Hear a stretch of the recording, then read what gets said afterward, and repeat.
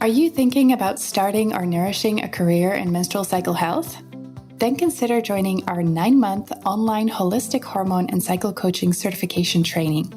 In this training, you get science-backed and evidence-based education, as well as teachings about the somatic aspects of having a menstrual cycle, functional nutrition, hormone testing, and much, much more. We will have incredible live group sessions, and you will get guidance from me. There will also be amazing guest teaching lectures from experts in the field, and at the end, you will receive an official certificate of completion that is globally recognized. As a listener of the Planting Seeds podcast, you receive an additional €100 off when you use the code PODCAST when you sign up. Click on the link in the show notes to learn more. This episode, oh my goodness. I spoke to Sarah Thompson, who is a certified functional medicine practitioner who specializes in maternity care. She's also the author of the book Functional Maternity, Using Functional Medicine and Nutrition to Improve Pregnancy and Childbirth Outcomes. Oh my goodness, this book. And oh my goodness, this episode. Everything just made my jaw drop. And I already knew a lot. I already knew a lot about nutrition. I knew a lot about pregnancy, childbirth, postpartum, and a little bit about preconception, but the way Sarah speaks about the importance about the preconception phase and pregnancy preparation and how in comparison this is so extremely important to really ensure a healthy pregnancy and a healthy birth, and how nutrition can really determine how we experience childbirth, but also how we recover after, just literally blew my mind. The information shared in this episode should be common knowledge for every single person who is thinking about getting pregnant and giving birth. Like, hands down, this is probably one of the most important episodes I've ever recorded on the podcast. So without further ado, have a listen to this episode. Let us know what you think. Let us know what you learned. And I'm very curious about your experience of listening to this. And I do want to say that, hearing things that you're unaware of, but that you feel are crucial and important, this can bring up some emotion and some anger. And definitely when I had this conversation with Sarah, I felt some anger. And I was like, wow, this information is so important for all of us. And not only us, but also our children and the future of our children. And then we don't know it. So take your time listening, take your time processing after, and do reach out to us if you have any questions, if you want to share how this episode was for you. We're here to listen. So without further ado, here's the episode with Sarah. Hello, friends. My name is Iris Josephina. I'm your host, and you are listening to the Planting Seeds podcast.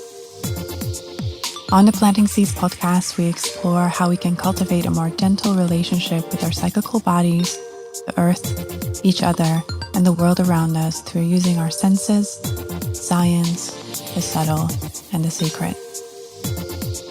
On Planting Seeds, we talk about all those topics you've always wanted to talk about.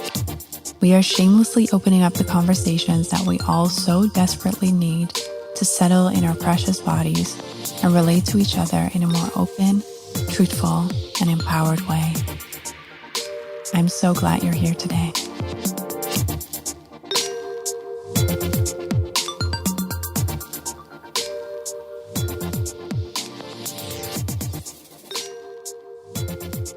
Welcome to the show, Sarah. Hi, Iris. Thank you for having me. You're so welcome. So for everybody who is listening, we are going to talk about many interesting topics today. We will be diving into functional medicine in maternity care and really try to paint a picture on how we can approach pregnancy differently or in a slightly more holistic way than we are maybe used to. And first of all, I'm interested to know how you got into focusing on maternity care in your work. Yeah. So, of course, I think it's always the same story. It's a long story. right? And again, for most people who get into birth work, it's through their own birth experiences. And that was definitely the case for me. I really had no interest in the pregnancy world or fertility care or anything along those lines until I myself became pregnant in 2007. And as soon as I became pregnant, I, being the person I am, started doing my own research, started diving into all the aspects of pregnancy, and was just, in a way, blown away by the uniqueness and the beauty of pregnancy and the maternal changes that happen, and started converting my practice at that time to supporting expectant women because there was a lack of support in a variety of areas in maternity care. And one of the biggest ones to me was the nutritional aspect. And Yes. as I dove into more and more research on it, the more fascinated I became, and the more I wanted every pregnant woman I ever met to know these really cool things about their body and how we can encourage the natural physiology and support the natural physiology, and hopefully, in turn, reduce a lot of the negative birth statistics. Yeah, so beautiful. And you are a functional medicine practitioner. Maybe it's good that we dive in a little bit on what that is, because I'm assuming that not many people know exactly what functional medicine is. Can you share a little bit about that and how that is different from allopathic Western medicine? So functional medicine has a really bad definition, in my opinion, and the definition is root cause medicine. And with that definition, I feel like we miss a lot of aspects. To me, functional medicine is the combining of physiology, because what we're doing in functional medicine is taking basically allopathic medicine and combining it with alternative medicine. It's a bridge between the two different worlds. And in functional medicine, we look at the physiology as a very complex whole body system. Instead of going, this is how the ovary works and this is how the hormones work and that's it, and that's all we talk about. In functional medicine, we incorporate things like, well, how does the gut microbiome affect the hormones, and how does the hormones affect microbiome in this scenario? And of course, I'm using maternity-based care ideology here. How do these aspects of inflammation associated with pregnancy affect the mindset and affect the rest of the physiology? How do stress responses outside of the actual individual's physiology affect the physiology? How does nutrition play into the physiology? So we're looking at all of these individual connections and how they come together to make the body function or become dysfunctional. So my definition of functional medicine is definitely a little bit more broad and a little bit more complex, probably, and a little bit more descriptive than just quote unquote root cause medicine. But it is based off of allopathic medicine, ideologies and, anatomy and physiology, but just with a little twist, a little bit of a deeper understanding. Yeah, thank you for clarifying that and explaining how it also relates to allopathic medicine and that it's not like separate from it. We just, you just look at it from a different way. And I feel that functional medicine looks way deeper than allopathic medicine does. Yes. And what are your views on the preconception and pregnancy journey connected to functional medicine? Because when we think about preconception and pregnancy, there is a pretty standardized way that we approach this. And I think I can say that it's pretty much the same in every single country. I'm from the Netherlands. I know in the Netherlands it's a little bit different, and we have midwifery care as like first line care, and then OBGYNs are second line care. So in my country it's a little bit different, but in most of the world we can say preconception and pregnancy care is pretty standardized. Yeah. And I'm curious what your views are on that and how you would approach that from a functional medicine perspective. Yeah, and sadly it is. There is standard care, but nobody is standard. Everybody is unique. And we have this idea of biological identity, meaning everybody's biological identity is very unique based off of their genetics, based off of their nutrition in utero versus into their childhood, based off of experiences that they've had, based off of the experiences that their grandparents had. No individual is the exact same. And so these standard protocols of care really neglect and leave out groups of people. And the beauty of functional medicine is that we see those biological individuals as unique and we treat them uniquely. And everybody's individual uniqueness in the preconception phase is something that we take into account as we kind of come into pregnancy, because you'll see that what happens to an individual in those months, maybe even years, preconceptionally does affect their pregnancy outcomes. And any conditions, any nutritional deficiencies, any stress responses that they bring into that pregnancy can increase the risk of certain complications based off of that unique physiology. To me, preconception is one of the most important phases of maternity care.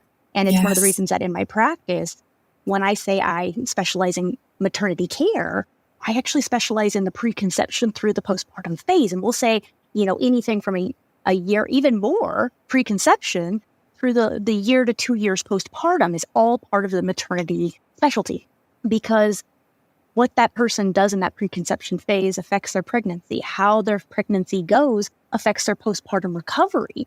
And if we kind of keep moving backwards, it really does go back to preconception as the base of how they're going to travel that journey through pregnancy and postpartum and how they're going to come out of that experience. So when we are working with clients in that preconception phase, we are looking at trying to optimize their overall function so that they are least likely to have complications in their pregnancy experience. I got goosebumps when you were saying that, because it's so logical to me that we focus so much on the preconception phase, and not only for the female factor, the female person, also for the male counterpart, because 50% of a pregnancy is due to the male factor. Yeah. So I really, really, really appreciate that you are so dedicated to this part and that we can talk about it, because I feel a lot of people have this idea like, oh, when I quit the pill, let's try for a pregnancy, and then hope and want that it just happens like that. And I'm like, wow, that's not how it works. And yes, you can get pregnant right after you quit hormonal birth control, but there are a lot of buts. There are a lot of buts, and there's a lot of factors that play into healthy conception that, when we're young, we're not thinking about having kids. When we're in our adolescence years, that's a part of this thing from our mind. Yeah. And even in the current generations, in our 20s, still for a lot of people, the last thing on their mind versus, 50 to 100 years ago, where it was the first thing on their mind, right? And you'll see that there's a lot of studies that link some of these actions, these lifestyle and dietary habits from our adolescence to our ability to conceive later in life. Wow. And I just find it fascinating that we think of, okay, I'm ready to get pregnant. Let's spend the next year getting ready. Man, for some of these people, there's already some damage that's been done that we have to work around. And it may take them longer to recover and may take them longer to get to a point of healthy conception because of some of these things that happened in their adolescence or childhood. Couple studies that I'm thinking of off the top of my head right now, and I can't remember the dates on them, but one in particular was talking about male fertility and adolescent smoking. Yes, I read about that. Yeah, and males who smoked cigarettes in their adolescence, and maybe they stopped smoking. It was just like, they toyed around with it in their adolescent years. It has a long-term effect on the genetics of their semen. And it's a very interesting thing. It goes into this idea of epigenetics, which a lot of people are familiar with, and there's a group of people who probably aren't familiar with epigenetics. But it's this idea of how our lifestyle habits turn specific genes on and off. It's not genetic mutations that we think about or anything along those lines, but it's actually turning on and off specific genes in our system. And we do this via lifestyle and dietary habits. And these epigenetic changes can last for generations. Generations. Wow. It's It's quite fascinating. A lot of the studies actually come about from episodes that we saw during World War II, areas of famine, areas of, poor nutrition in mothers during that time frame, and the subsequent epigenetic changes that happened in their children after that. Ah, yes. I saw a very interesting documentary about this called In Utero. Maybe you've seen it as well. Mm-hmm. Yeah. It's really huge and really big. And it actually really worries me that nobody tells us about this. And this is not general information that is provided when people go to their doctors and say like, hey, we're going to try to conceive. Yeah. And these are things like with my clients, these are things that I ask them to some degree. And sometimes if we have couples who have been struggling for a long time and we look at their overall health and they actually look really good and, in the state that they are now, they're pretty darn perfect. We start to go back in history for them. We start going, okay, well, I can't really find nutritional deficiencies. Your body is functioning very well. What kind of history, what kind of stress traumas are you bringing into this scenario from possibly childhood or your parents' lives, grandparents' lives that we need to maybe address in a different way? This is so fascinating. I love that you look at all of these different layers, and I wish so much that this would be standard because people would have such a deeper understanding about their preconception journey, but also what is in their own hands. Because I feel preconception, and especially when it doesn't go the way that people expect and people lose pregnancies, it feels so overwhelming and people feel that it happens to them and there is nothing they can do. But in fact, there are so many things that we can learn about and that we can apply to support our bodies. And with that, I'm also curious, do you recommend to people to get certain tests done before they even start conceiving? Or how does that work in your practice? Yes. So oftentimes we are recommending specific tests for couples because we want to make sure that the body is functioning the way it's supposed to. But that doesn't mean it has to be these big, complex, functional medicine tests that I think have become quite popular.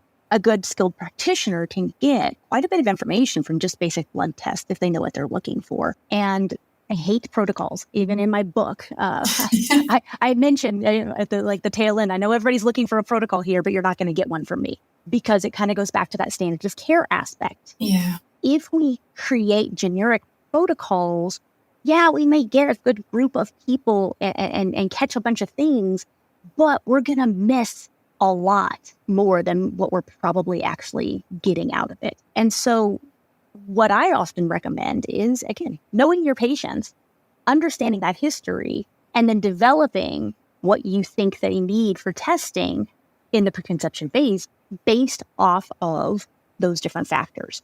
There are some things that, of course, I think everybody probably is going to get for the most part. It can be as simple as the basics. CBC, metabolic panel, looking at the thyroid, making sure that that's functioning correctly. If they're having menstrual irregularities on the women's side, checking certain hormonal patterns in there, making sure we've got enough estrogen and progesterone, maybe checking cortisol levels if we have a history of stress responses or we have signs and symptoms of cortisol dysregulation. If they've had recurrent loss, I always recommend a semen analysis because, like you said, it's a 50-50 split. Yeah. And I feel like I've had a lot of clients throughout the years who we focus so much on the female factor, and then we're looking at everything, we're trying, we're digging, and everybody keeps saying, oh, you're fine, you're fine, you're fine. You should just do IVF or IUI, and then we do a semen analysis, and the semen analysis shows dysfunction. And it may be good for IVF or IUI transfer, but it's not good enough to facilitate natural conception. Mm-hmm. And so we go and we work on that, and sure enough, they have a natural conception. Yeah, beautiful that, it is possible. And it's just, what you say, that there is so much focus on the female factor, and the male factor is just like hanging on tight on the sides and supporting the female and, but I believe if we really deliberately check out both of them from the start, a lot of unnecessary suffering and difficulty can actually be prevented. Like, I truly believe that. I've seen it in my own practice as well. Yeah. And it's just, I really feel that people just deserve to be informed about their bodies before they start such a life-changing journey as conceiving and being pregnant and raising a child. That's a huge thing. It is. And, going back to the epigenetic side, there's a lot that goes into fetal genetic expression. And, I'm here in the United States, and we have kind of some rough looking stats on preventable diseases, metabolic disease, hypertension, cardiovascular diseases in general. It's not that great, right? We're having some issues here. And a lot of these issues can be traced back to these epigenetic changes. And even though a couple may be healthy enough to conceive, what about their preconception health and the pregnancy health is going to set up that next generation for success? Because part of the idea of functional medicine is obviously functional medicine as it applies to maternity care is obviously to make the person in the room function as best as they can with what they've been given. But it's to set up the next generation for better success. It's to set up the next generation for less risk, less complication, less health issues. I'm so happy you just kind of like squeeze this in, because this is so important. Like, we're not just supporting ourselves to be able to carry a healthy baby, but we are literally setting ourselves up to support their future health. Like, that's big. Yeah. And I love that you just mentioned that. And maybe from there we can maybe focus on functional nutrition and why that is so important, both preconception, during pregnancy, but also postpartum to recover. Yeah. So gosh, nutrition, it's the foundation of every aspect of physiology. And I think when most people think of nutrition, they're thinking caloric intake. Yeah. Carbohydrates, fats, proteins, the macronutrient side of nutrition.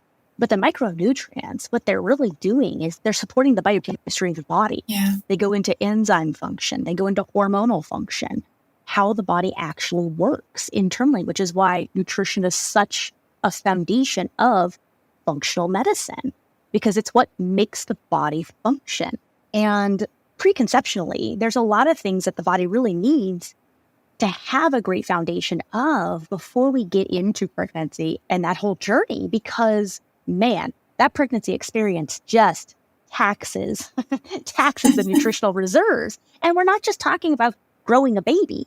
In fact, the actual nutrients that go into growing a baby are slightly limited. It's just this little small fraction of things. And a lot of it comes in at conception in and of itself. So if we're going back to conception and nutrition and how that plays into things, mom and dad are going to supply nutrition via the egg and the sperm.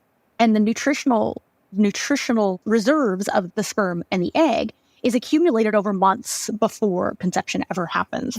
Most of these nutrients are going into metabolic processes. So how the mitochondria functions to take those macronutrients, those carbohydrates specifically, and turn them into energy so that embryo has energy to grow, because it takes a lot of energy to take a single cell and turn it into billions of cells over the course of a couple of weeks.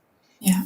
And carbohydrates are the primary energy source of that. And we need specific nutrients in order to make those calories turn into energy and create these processes that thus also go into like DNA expression, methylation, acetylation, all of this kind of stuff in those first weeks of pregnancy. And it's that preconception diet of both mom and dad that go into the first 6 to 8 weeks of embryonic development before the placenta is actually formed.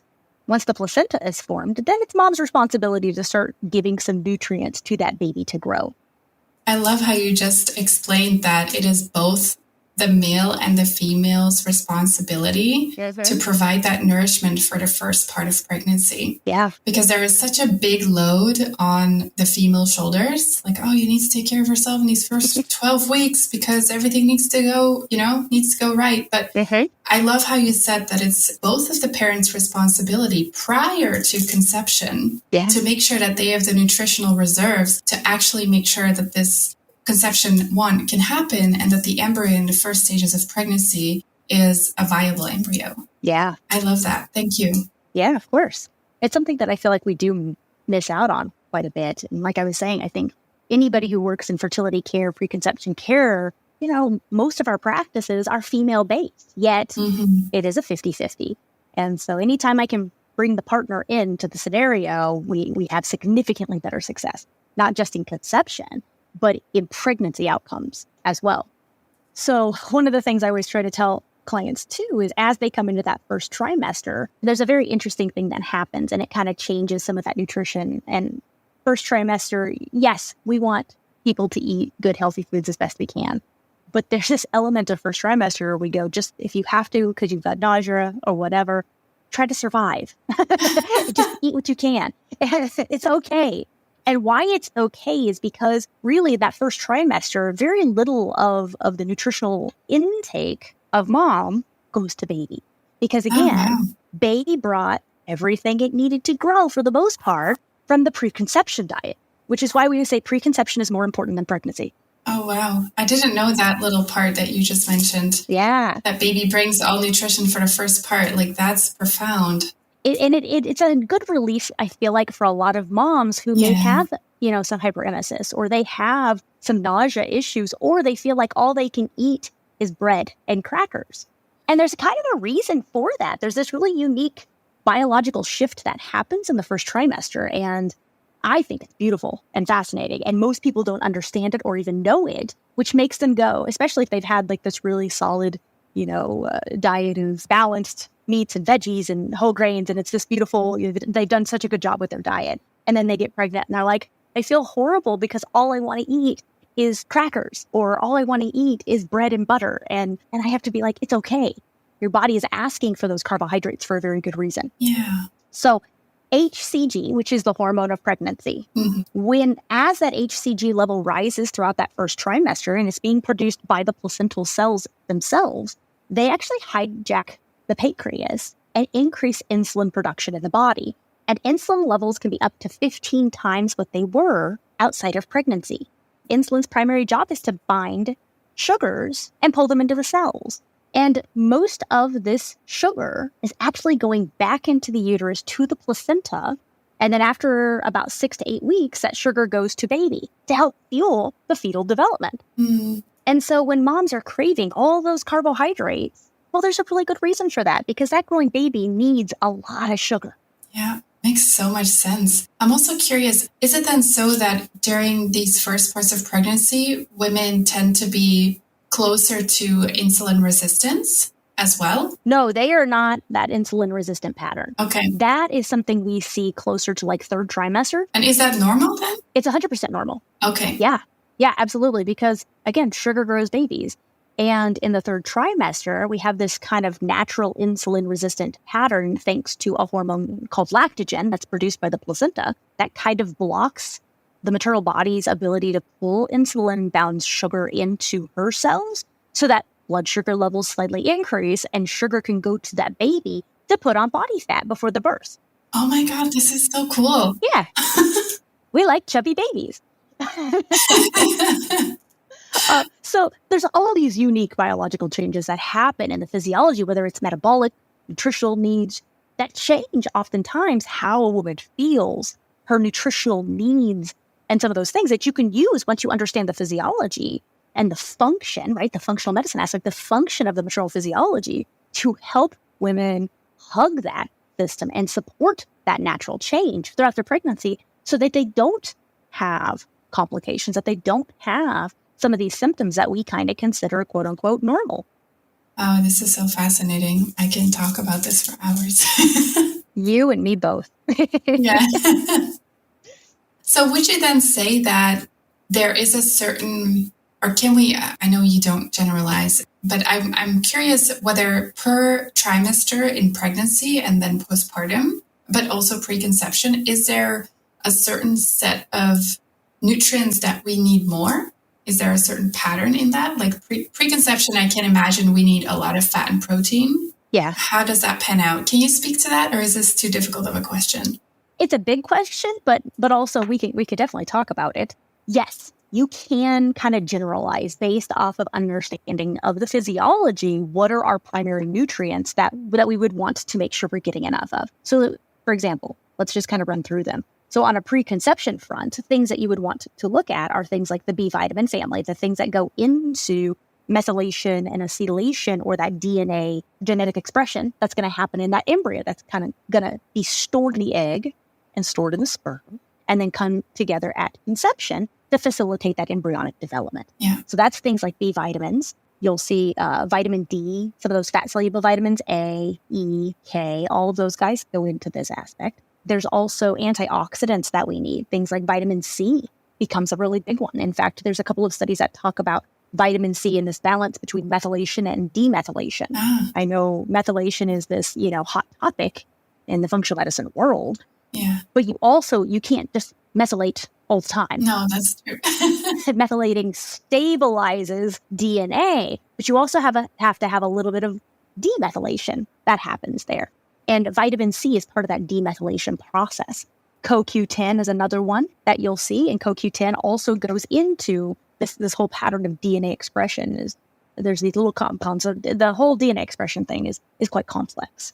And you have DNA wrapped inside these little thing called histones. And histones look like little proteins with fingers, almost like little spiders that tie that DNA close together. And the histone modification aspect is what is responsible for DNA expression in early fetal development. And it is modified, it is controlled by methylation, acetylation, phosphorylation, quinolation, which is the CoQ10 component. So there's all these different aspects, and we're talking biochemistry, that go into the opening and closing and stabilizing and unstabilizing of this DNA. And there's this beautiful balance of actions that have to happen in order for an embryo to develop. And it's just amazing when you look at all of this that any of us are ever here. Yeah. There's so many areas in which something could happen, but it's highly, highly based on these different nutrients that go into this. Yeah. Zinc would be another one that we'd look at, some of these mineral aspects. So those would be kind of our preconception, top lists type things.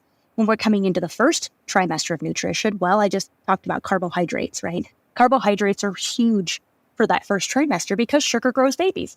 Other things that moms really want to focus on at that time are things that go into thyroid function, right? Nobody really talks about those, but iodine, zinc, selenium, those guys are extremely important for thyroid function. In the first trimester, there's a 25% increase in the need for thyroid hormones.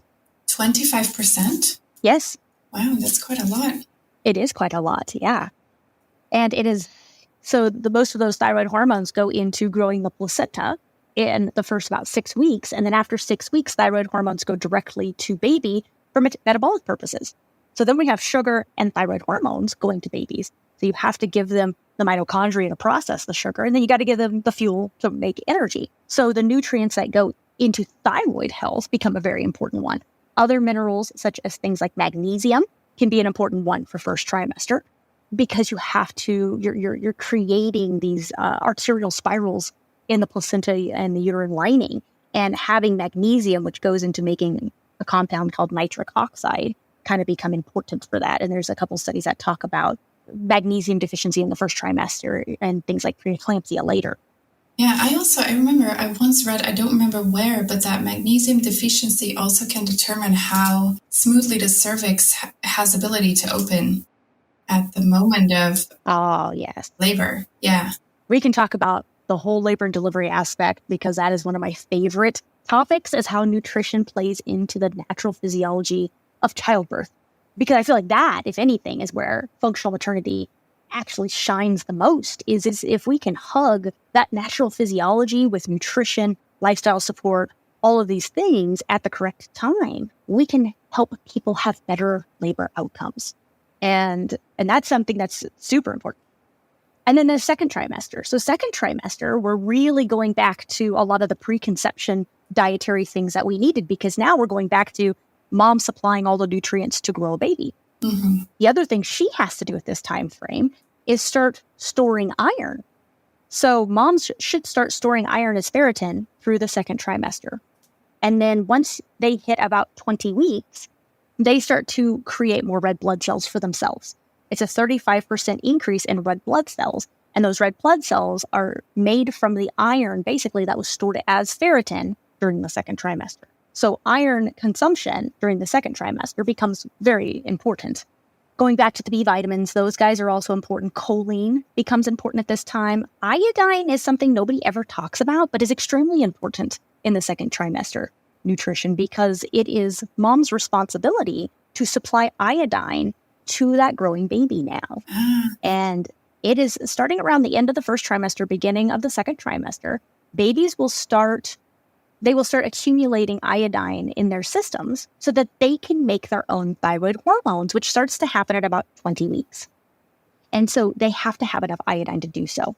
And there's actually some interesting studies that talk about iodine deficiency, maternal iodine deficiency, and learning disabilities. Oh, really? In children, cognitive changes in children, because iodine is such an important nutrient for mental health. Yeah. So it's something that I focus quite a bit on, that a lot of a lot of other people don't, but it is something that I have found more and more prominent when I do testing.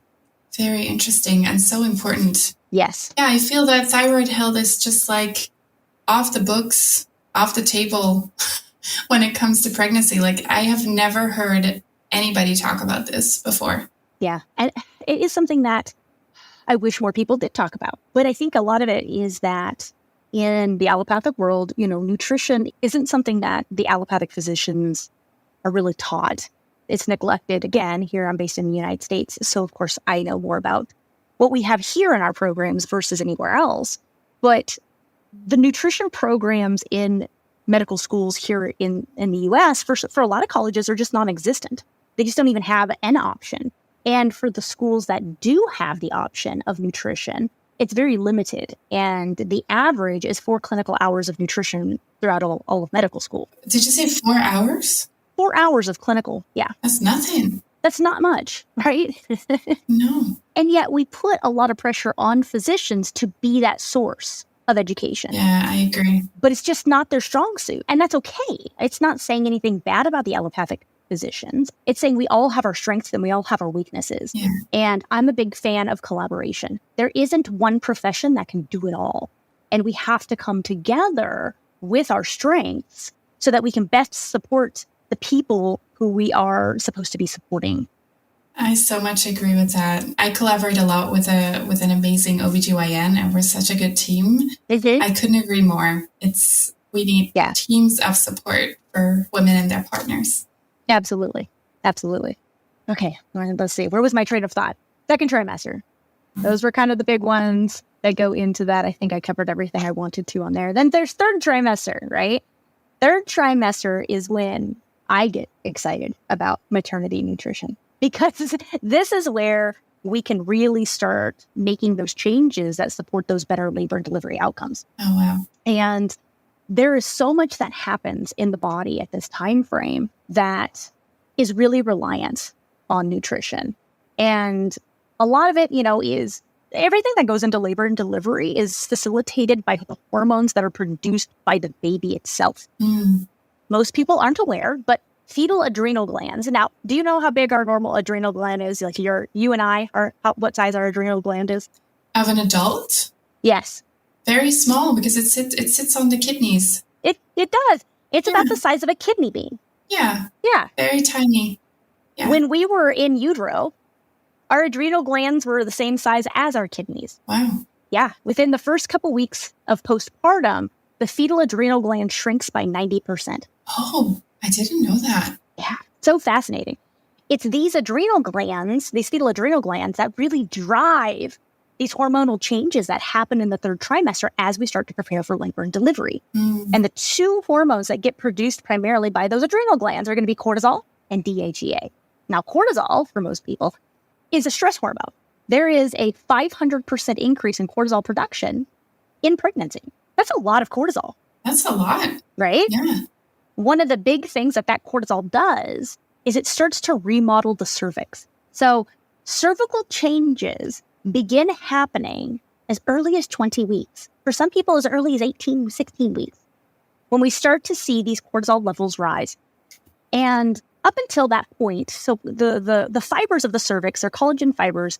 Up until that point, these collagen fibers were bound together in like a braided bird's nest, right? They're all tangled together because we do not want that cervix to open, right? We want that thing high and tight. Yeah. Well, as we get a little bit further halfway through pregnancy here, right? We're like, oh, maybe we should think about changing some of that structure. So in, 20 weeks, we can open. And the first thing that happens is we unwind those fibers and they become parallel. And this is thanks to cortisol. Now, obviously, there's some nutrition involved here too. So one of the big things that we see being necessary for this is an amino acid called glycine. Glycine, outside of pregnancy, is a non-essential amino acid, meaning we don't need it to consume it in the diet because our body makes enough of it from other amino acids.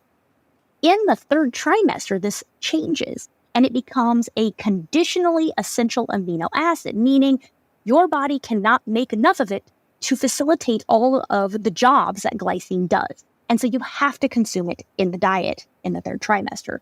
And one of its jobs, with the help of cortisol, is to help remodel the cervix in preparation for labor and delivery. This is so fascinating. Other nutrients that we see that's important for this are vitamin C and vitamin E. Vitamin C and vitamin E help to support the structure of the cervix as we're making these changes, because this whole process is ridiculously inflammatory. And so we need these antioxidants to reduce the inflammation in the cervix so that we're making change, but we're not making changes too fast. That's so interesting. Would you then also say that omega-3 need is higher in this trimester? Oh, yes. Omega-3s are needed more so in the third trimester. They're kind of needed throughout all of pregnancy, but you do need quite a bit of omega-3 fatty acids. You also do need omega-6 fatty acids, though. And I feel like it's something, we have this fear of omega-6. We have this fear of inflammation, right? A little bit, yeah. But you can't ripen your cervix without omega-6 fatty acids. Oh, interesting. You have to have inflammation to go into labor. The entire aspect of cervical ripening and labor in and of itself is a highly inflammatory process. And so this is where, again, functional medicine. You have to understand the normal physiology. How do these things change? What's normal in pregnancy? What's not? Because there's certain things like, say, C-reactive protein, for example. If you ran a C-reactive protein for somebody outside of pregnancy and it's greater than 3, we kind of go, ooh, we don't really love that, right? Yeah. But in pregnancy, that's normal. There's an element of inflammation that is normal in pregnancy. Throughout the entire pregnancy? Throughout. Okay. For the most part, yeah. There's slight changes, like you see that kind of increasing, but you do see that some of these inflammatory properties start in the first trimester. Yes, we need balance. We need antioxidants. We need things to balance this inflammation, but we can't be afraid of the inflammation. I'm so happy you're mentioning this. This is so interesting. It's just fascinating to me. The entire maternal physiology aspect is just fascinating. And it's why I say, for people who are familiar with functional medicine, for a lot of the principles of functional medicine and what we consider functional values and those sorts of things, I say when you're talking about maternity care, throw everything you know out the window and start over. That's a good approach. Because a lot of it doesn't even apply. A lot of it is not the same. A lot of it is changed in pregnancy because the norm of pregnancy is different. It's unlike any other time in our lives. It makes so much sense. Yeah. And so the support of function looks a little bit different than outside of pregnancy. So many things can happen, right? Other things that we look at in the third trimester, vitamin A. Nobody talks about vitamin A, but there is a 6-fold increase in vitamin A receptors in the uterus. 6-fold increase. Oh, wow. In the third trimester. 6-fold. Yep. That's a lot. And that vitamin E, one of its big things that it's doing is it's going into the genetic expression of oxytocin and oxytocin receptors. So if you don't have enough vitamin A, you're not going to make enough oxytocin or oxytocin receptors. And then, third trimester, what we're really looking for is oxytocin receptor formation, because we have to make them and then hold them on the system for the big day when the brain sends the signal of oxytocin to get the baby out, to cause contractions. But if you didn't make enough oxytocin receptors, you're going to have some pretty sad contractions. Wow. They may be weak contractions, right? Maybe they're irregular contractions where you're getting patterns, but then it goes away. Like, so many things can happen here, but you have to have that vitamin A. And there is a fear around vitamin A. Yeah, I was just about to say, like, when people take, for example, prenatal supplements or also food that contains vitamin A, throughout pregnancy, there was a lot of fear mongering, like, oh, be careful, because if you take too much vitamin A, it's dangerous for you and for the baby. But it's interesting that you say that, and that in third trimester, we actually need it to make these receptors. We do. And we need it for other things. Vitamin A is found in the DNA. In fact, if you look at the receptors for thyroid hormones, really what they're doing is they're stimulating genetic expression of different things, whether it's a genetic expression of mitochondria for metabolism. They are responsible for the genetic expression of certain enzymes in the body. They're needed for a lot of things like that. When you look at a thyroid hormone receptor, there is a vitamin A receptor right next to it. And you need both of them in order to make these things happen. So vitamin A becomes really this big genetic expression nutrient, is really what's happening there. Now, I have a whole section in my book on the war on vitamin A in pregnancy because that's exactly what it was. It was a war on vitamin A. And most of the studies on vitamin A were just bad science. And the forms of vitamin A that they used in these studies were a water-soluble form of vitamin A. Now, I think most people out there listening know vitamin A is a fat-soluble nutrient. It definitely is. I didn't even know that was water-soluble vitamin A. Mm-hmm. I didn't even know that existed. It's a synthetic form. And that's what you find in like the acne medications, like Accutane. Okay. So a lot of the birth defect studies were based off of that form found in things like Accutane, which is why there are a lot of concern about the use of Accutane when you become pregnant. So if anybody's been on Accutane, it's something they either want you on birth control or they usually have you doing pregnancy tests quite frequently when you're on it to make sure that you aren't pregnant because there is such a connection between that form. Now, most of the big hoopla on vitamin A came about. There was a article that was published in the New England Journal of Medicine and then another one in the New York Times. And I think it was like 1995, the New York Times article came out. And it was a study links excess vitamin A to birth defects. Well, when they were looking at it, something that they found was that it was a combination of synthetic vitamin A and dietary vitamin A over a dose of 10,000 international units was associated with more cleft palate, was kind of the big ones. Cleft lips, cleft palates, heart malformations, I think were some of the other ones that they found in these studies. But what they failed to do was look at the different forms. Now, to date, if I remember correctly, there have been very few studies linking dietary vitamin A to anything close to these defects. In fact, one study, trying to think when that one was, they were using dosages of like 35,000 international units in rats. And they gave it to them for the first 10 days of their gestational cycles. And the little offspring had lots of cleft palates, various defects. But they had to reach 35,000 international units in a rat in order to elicit these effects. Oh, wow. I can't even do the math on how much vitamin A that is per kilogram weight for an adult female, right? How big is a rat? 5 pounds? The average woman is 140 pounds. So... And it's a rat study, right? So there's a lot of back and forth on the research that we kind of go, okay, all right, like maybe there's something there, but you really can't seem to mimic it in a dietary-based research study. The other thing is that this is only effective within the first couple weeks of pregnancy, when genetic expression is really going strong in fetal development. Once you're in the third trimester, cleft palate is there or it isn't. You're not going to create a cleft palate in the third trimester. That palate is done. It's formed. Yeah. So there's a reason the body needs all this vitamin A in the third trimester. The risk of causing these structural defects in the third trimester is non-existent. It makes so much sense. The structure was formed in the first trimester. So anyways, if people want to read more about that, like I said, I have a whole section in my book on vitamin A. Yeah.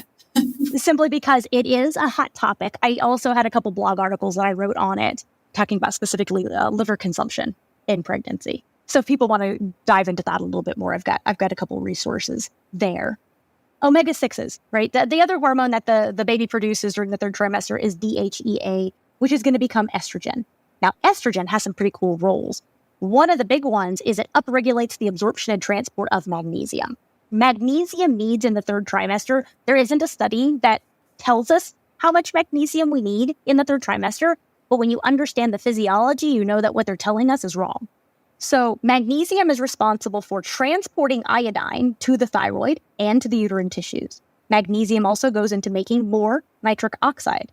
Magnesium is also the key to allowing oxytocin to bind to its receptors. And I think this is just a fascinating one. Oh, wow. Because without magnesium, so let's just say we had all the vitamin A, we had that 6-fold increase, we did such a good job, and we ate all those good vitamin A-rich foods, yay for sweet potatoes, and we made those oxytocin receptors. Well, oxytocin can't even bind to that receptor unless it has magnesium with it. Oh, wow. So the magnesium is like a cofactor. It is. For the oxytocin to bind to the receptor and to make sure it functions well. Yes. During labor? during labor, but also in those early phases of the third trimester, because we have contractions happening kind of all the way back to mid-pregnancy for a lot of people. We term them Braxton Hicks contractions. Yeah. Right? Those Braxton Hicks contractions are still oxytocin receptors, oxytocin binding to receptors to facilitate that contraction. It's just not on the outside of the uterus, it's on the inside of the uterus. So it's just a slightly different function, but the exact same thing. Smaller amounts, but the same actual physiological action. As oxytocin binds to the receptors, causes these contractions, what happens is it helps to facilitate the development of prostaglandin receptors on the cervix. Now, prostaglandins, specifically the PGE2 and PGF2 alphas, are responsible for cervical ripening.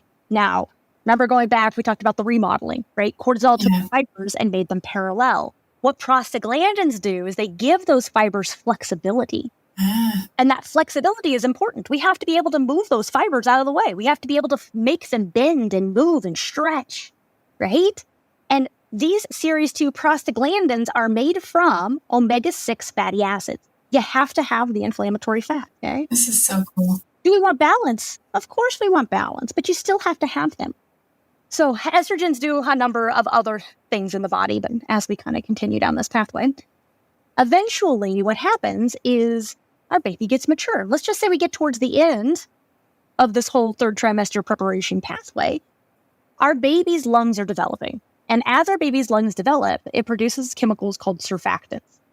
Surfactants are inflammatory chemicals, and eventually they irritate the placenta enough that it signals the brain to produce oxytocin, which then causes active labor contractions. The other thing we see is that as prostaglandin levels increase, so then when we go into active labor, right, those oxytocin levels that are higher stimulate even more prostaglandin production. And when prostaglandin levels hit a specific threshold, they start to stimulate the production of a chemical called hyaluronic acid. Have you ever heard of hyaluronic acid? Yes, I have. Yeah. What have you heard it used in? Well, I think the main thing is in skincare. Exactly. Yeah. Hyaluronic acid is a lubricant of skin and cartilage. And remember that cervix is just one big old chunk of cartilage, right? Yeah. And so when we hit our threshold in prostaglandins, the body starts to make hyaluronic acid. So we have those fibers that we made parallel. We gave them flexibility. And now hyaluronic acid is going to fill the interstitial spaces with fluid to make it squishy. Now we're effacing. Now we're putting so much fluid in those spaces that we're stretching those fibers and giving them more and more space, but with more and more fluid. So now that cervix is almost gooey. And hyaluronic acid is made from starches and minerals in the diet. So if you are not getting enough carbohydrates, for example, or you're not getting enough of specific minerals, we're looking at specifically magnesium and manganese here in the making of hyaluronic acid, then you may struggle to make hyaluronic acid. Other ways you can get hyaluronic acid is just by eating straight hyaluronic acid, just found in things like skin and cartilage.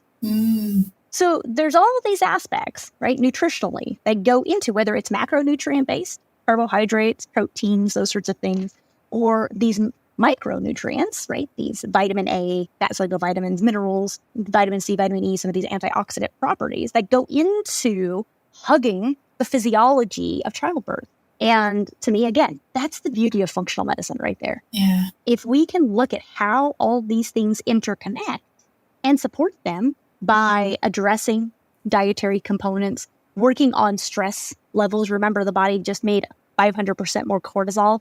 When you have additional stress responses, that can take that up and down depending on what's going on there. And you have to understand the physiology of the adrenal glands and that aspect of functional medicine and how cortisol plays into other physiological processes in the body. Then understanding how progesterone and some of these other hormones also play in with cortisol.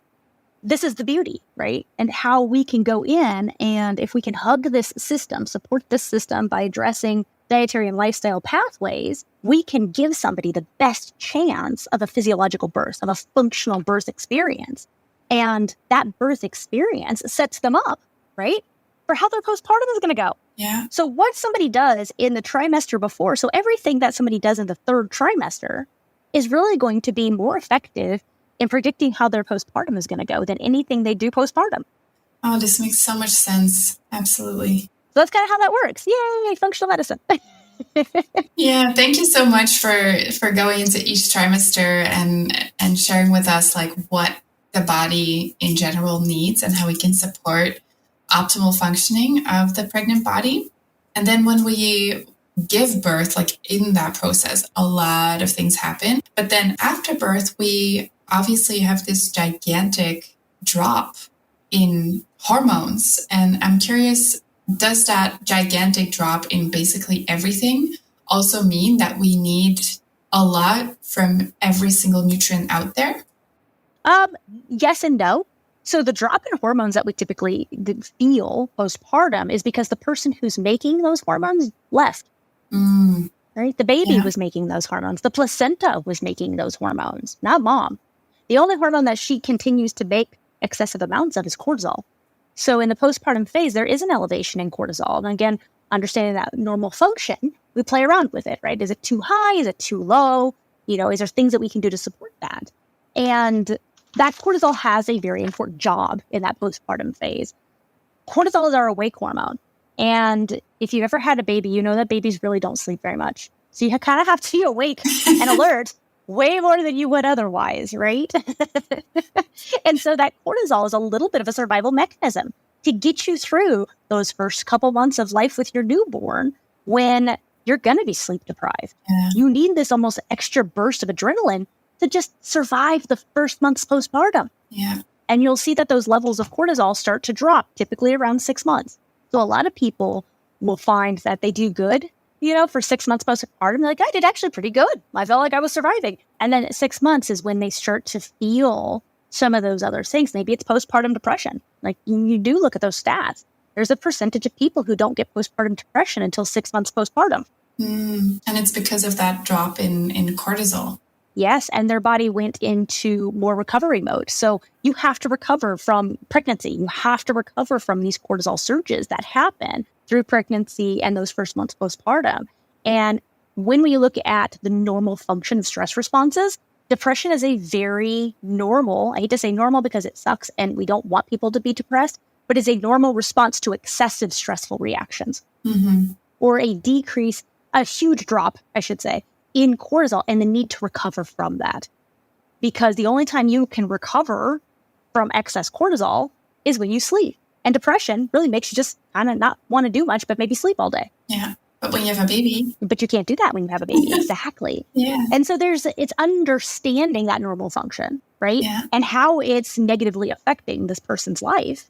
And how do we change it and support that normal function to make it function better to help alleviate the symptoms that this person is feeling. Yeah. I'm also thinking, in the US, it's even worse. But in my country, we say that moms have to get back to work 3 months after birth.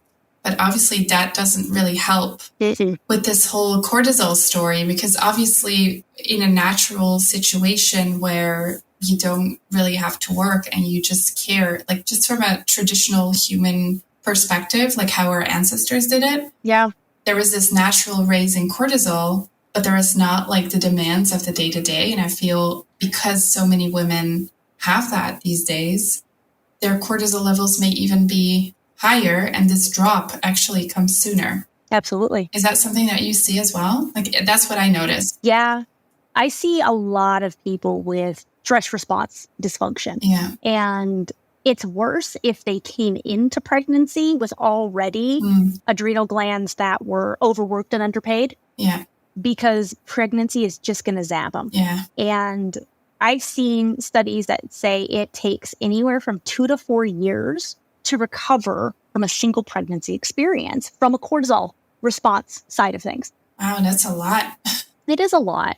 And, I think it's one of those things, I say that not to make women feel bad, but to hopefully help women give their body grace during that postpartum period. Yeah. Because like you said, we're like, okay, you had a baby. It's been 3 months. Your postpartum's over. Go back to life, right? Start exercising. Why haven't you lost weight? You should be able to go back to work now.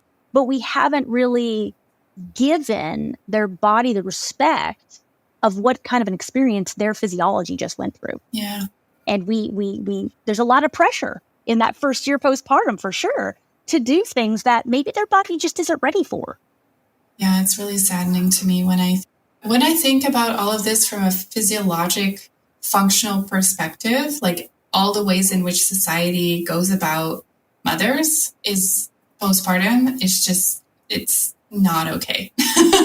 I agree. It's just not okay. And yeah, I really hope that, if people listen to this, they can, open a conversation about this in their communities, wherever they are in the world, because I feel the more that we know about this, the more we talk about it together, the more we can encourage like systemic change as well at a certain point, hopefully, because I feel it's just really, disrespectful towards women to expect like, oh, after 3 months, come back to work and pump your way through. Like, it's insane. Yeah. It's really insane. Yeah, I'm with you. There needs to be more resources, more options, more in-office support would be good for sure. Yeah, I agree.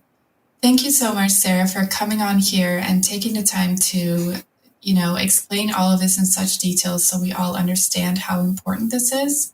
And to close off, I'm curious, are there any like simple, easy tips or recommendations that you have for people who want to get pregnant?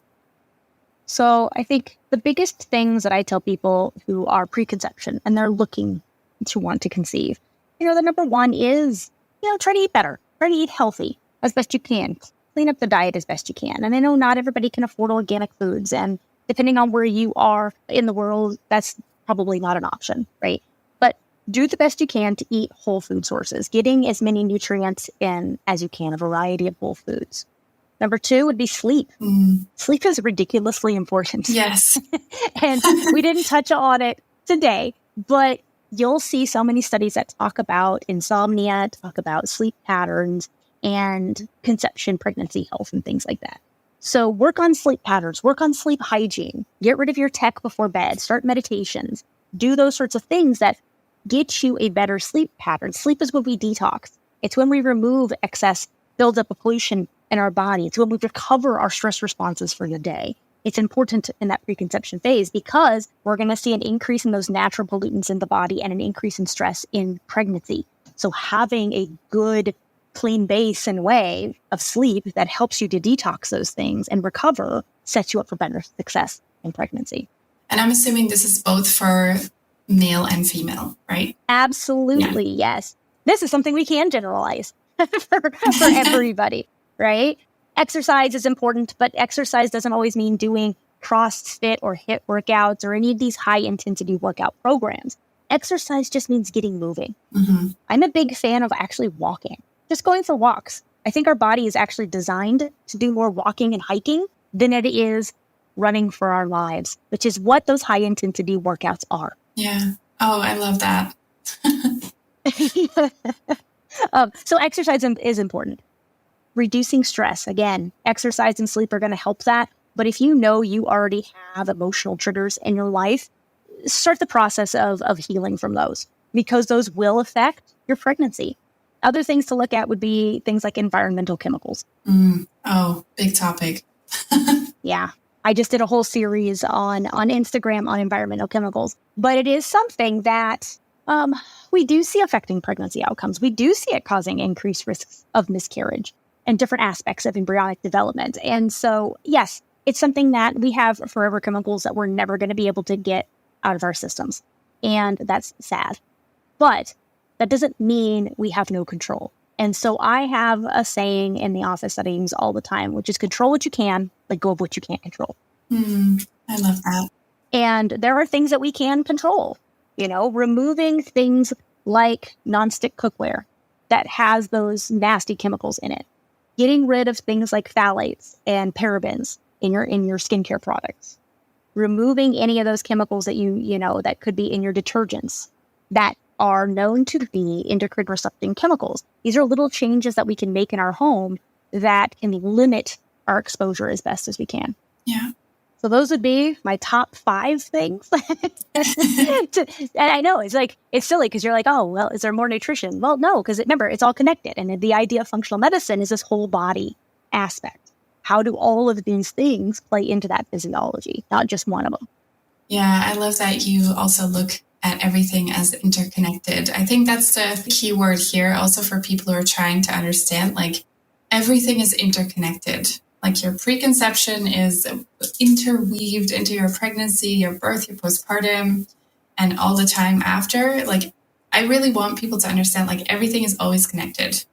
Yeah, absolutely. Yeah. And I really want to thank you for coming on today, for sharing your wisdom, your knowledge, your science with us. My pleasure, Iris. I appreciate you inviting me to come on. Yeah, I'm happy to have you. And if people are looking for you, we mentioned it throughout the episode already. Like, Sarah has a book called Functional Maternity, Using Functional Medicine and Nutrition to Improve Pregnancy and Childbirth Outcomes. Highly, highly, highly recommend this book. Even if you're not a practitioner, if you like to geek out on stuff, highly recommend this book. And where can people find you if they're looking for you, if they already want to work with you? Mm-hmm. So a couple options. You can always get me on social media. It's at functional.maternity, and that's on Instagram and Facebook. And then we have a website, of course, functionalmaternity.com, where you can find some free download resources. I have articles on there. And from there, you can kind of access the clinic if you're interested in maybe coming on as a client. I know where you're located, Iris, is kind of a whole other world from me. But I do see clients and I consult with clients literally all over the world. So I have patients as far away as, France and Asia and Portugal and all over the place. So if anybody is interested in consulting, I do offer free 15-minute phone calls. Sometimes that's a little tricky getting international, but we can definitely chat via email before they ever set up an initial consultation just to see if they need to come in as a client or not. So those are options. I love communications, so people can always email me via the website or DM me via social media. Amazing. I will make sure to paste all these ways to contact you in the show notes so people know where to find you. And again, thank you so much for coming on. This has been such a wealth of wisdom that we got to receive from you today. Awesome. Well, thank you, Iris, and I hope to talk to you soon. Thank you so much for listening. If you enjoyed this episode and you'd like to help support the podcast, please share it with others, with your friends, with your family, post about it on social media, or leave a rating or a review on all the platforms. To catch all the latest news from me, you can follow at the Planting Seeds podcast on Instagram or at CycleSeeds on Instagram, or you can go to my website, www.cycleseeds.com. Thank you again so much, and I'll see you next time.